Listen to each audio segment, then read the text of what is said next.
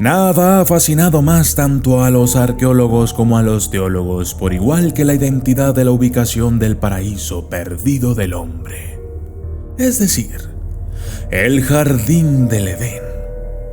A lo largo de la historia, la idea de un paraíso perdido fue un tema muy común en casi todas las culturas antiguas. Los sumerios la llamaron Dilmun, comúnmente identificada como la actual isla de Bahrein. Los griegos lo llamaban el jardín de las Hespérides. La idea no era única para los autores de la Biblia. Sin embargo, el libro de Génesis nos proporciona la mayoría de los detalles, aunque vagos, a su ubicación. Entonces, ¿qué era el Edén y dónde estaba ubicado? Necesitaremos sumergirnos a través de las antiguas fuentes a nuestra disposición para intentar descifrar este enigma. Y yo soy el documentalista, y esto es Paraíso Perdido en busca del Edén.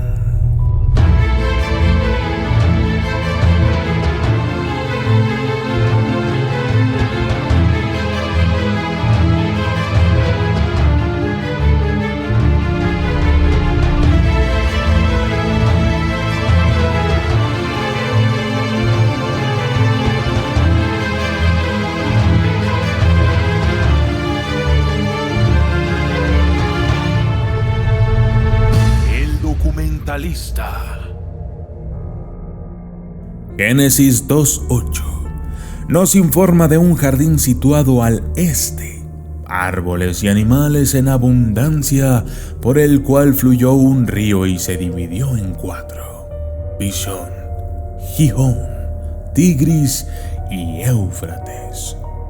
La Septuaginta confirma las traducciones del Tigris y del Éufrates, aunque el Pishón y el Gihón siguen siendo un misterio. La identificación de los dos ríos ha llevado a muchos a mirar a Mesopotamia y más recientemente a las regiones sumergidas del Golfo Pérsico. Aunque, ¿cuántos de estos detalles podemos considerar creíbles? Parecería que la geografía no era la característica más fuerte del autor. Por ejemplo, sabemos dónde se encuentran el Tigris y el Éufrates en el sur de Mesopotamia y hacia dónde fluyen los ríos en el norte y noreste. En cuanto al río Gihón, una lectura literal del Génesis 2:13 de la fuente hebrea traduce a: y el nombre del segundo es el río Gihón. Da vueltas alrededor de toda la tierra de Cush.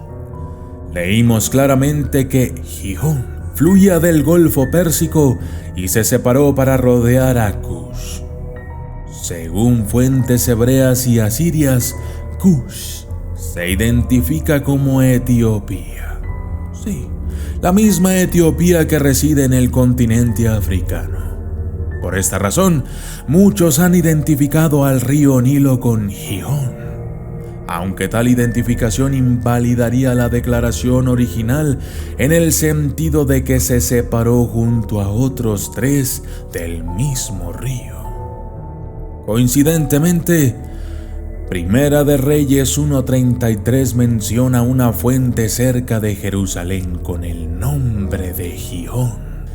El nombre hebreo se traduce como estallar, un término genérico que puede describir casi cualquier cosa.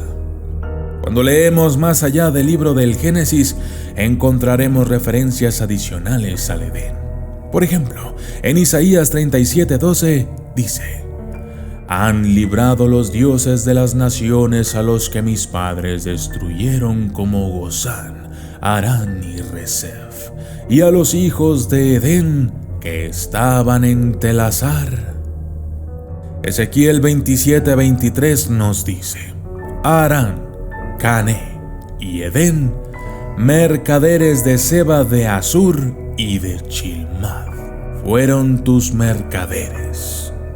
En Ezequiel 31:16 dice: Hice temblar a las naciones al sonido de su caída, cuando lo arrojé al infierno con los que descienden al abismo, y todos los árboles del Edén, el escogido y el mejor del Líbano, todos los que beben agua serán consolados en las partes bajas de la tierra.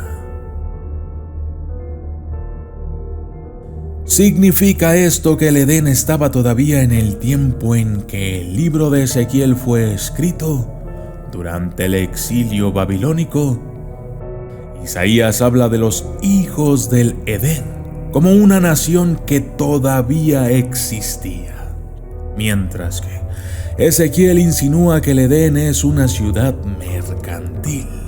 Se encuentra en la lista junto con otras localidades situadas en el norte de Mesopotamia, el sur de Anatolia y el norte de Levante. ¿Están insinuando entonces de que el Edén está ubicado en algún lugar dentro de este esquema? Cuando releemos Ezequiel 31:16, observamos el versículo que confirma que el Edén está en la tierra del Líbano, una región bien conocida por sus cedros. Esto se confirma aún más cuando se identifica la etimología apropiada para el nombre de Edén. Tradicionalmente los eruditos creían que era una representación hebrea de la palabra sumeria Edín, que se traduce como estepa. La arqueología, sin embargo, ha demostrado que esta palabra es de origen arameo, una lengua semítica ampliamente utilizada al norte del antiguo Israel y en el antiguo Líbano y Siria. Descubierta en Tel el Fak Harilla, es uno de los afluentes del río Kabur, Siria. En 1979 había una estatua con una inscripción bilingüe. Data de aproximadamente finales del siglo IX a.C. La estatua proporciona la evidencia más antigua de la lengua aramea, escrita en la falda del hombre. La inscripción bilingüe estaba inscrita en cuneiforme asirio y el alfabeto lineal semítico en dialecto arameo.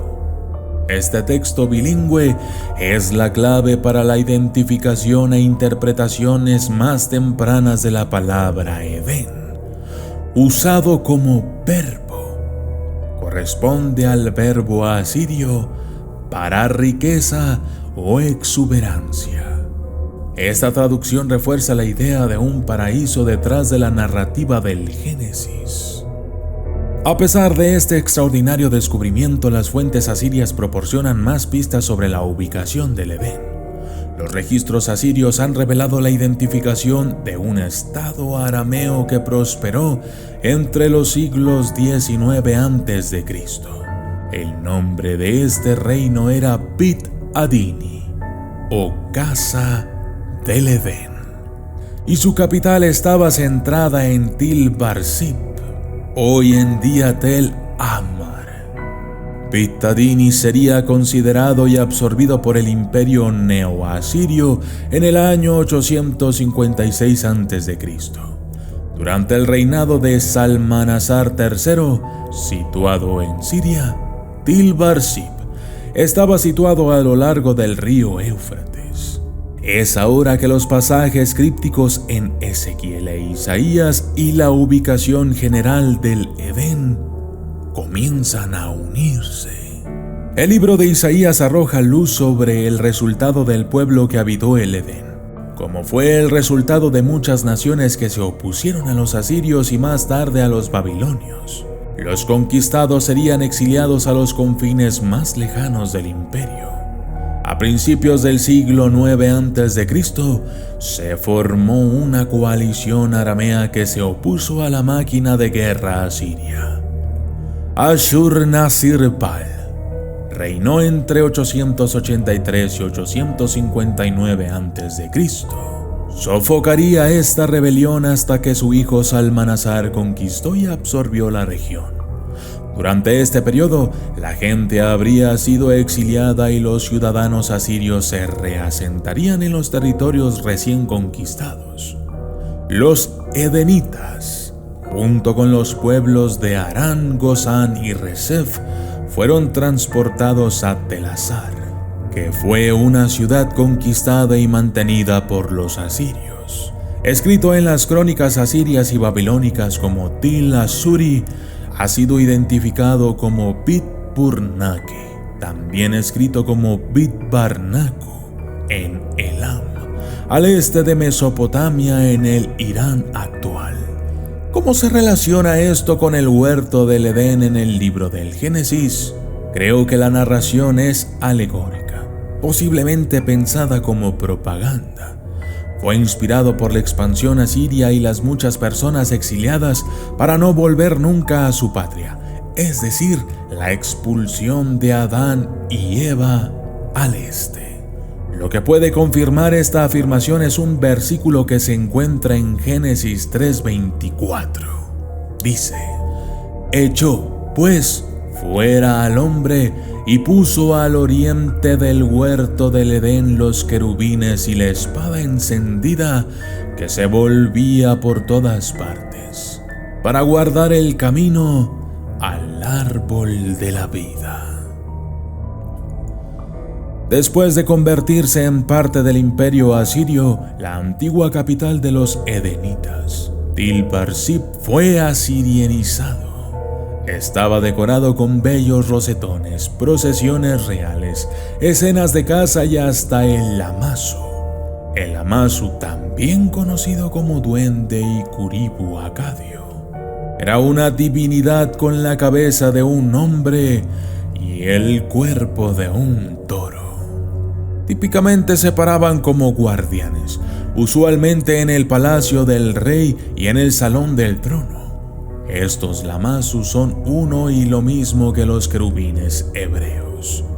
Aunque era una pieza de decoración común en el arte levantino, era más común en las antiguas asirias y babilónicas. La colaboración de los querubines como guardias del jardín puede ser un símbolo de la influencia y ocupación asiria de Tel-Barsib. Entonces, ¿cómo debemos interpretar el árbol del conocimiento del bien y del mal y el árbol de la vida? Los árboles místicos son comunes en las imágenes asirias. Esto incluye un relieve muy conocido como Ashur-Nasirpal, flanqueando ambos lados del árbol de la vida. En cuanto al jardín en sí, existen artículos recientemente publicados que afirman que los jardines colgantes de Babilonia se localizaron en el norte de Nínive, una vez capital asiria, y fueron construidos durante el reinado de Sennacherib. Reinó entre los años 705 y 681 a.C. Aparentemente, a los asirios les encantaban sus jardines. Y yo soy el documentalista, y esto fue Paraíso Perdido en busca del Edén.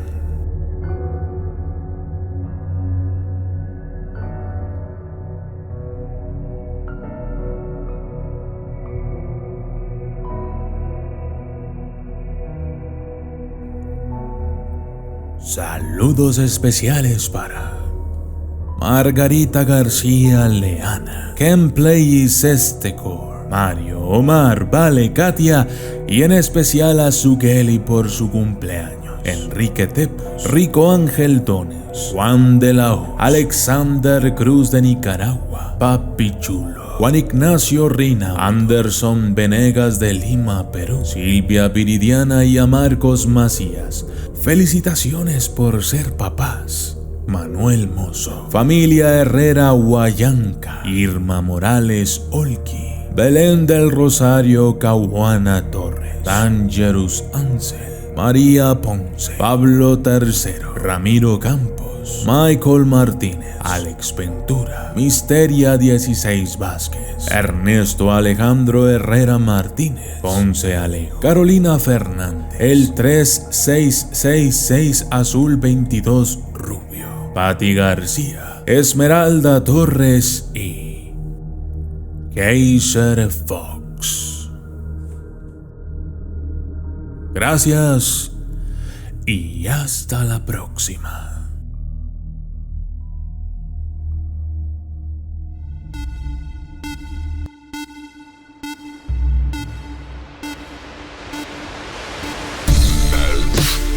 Documentalista.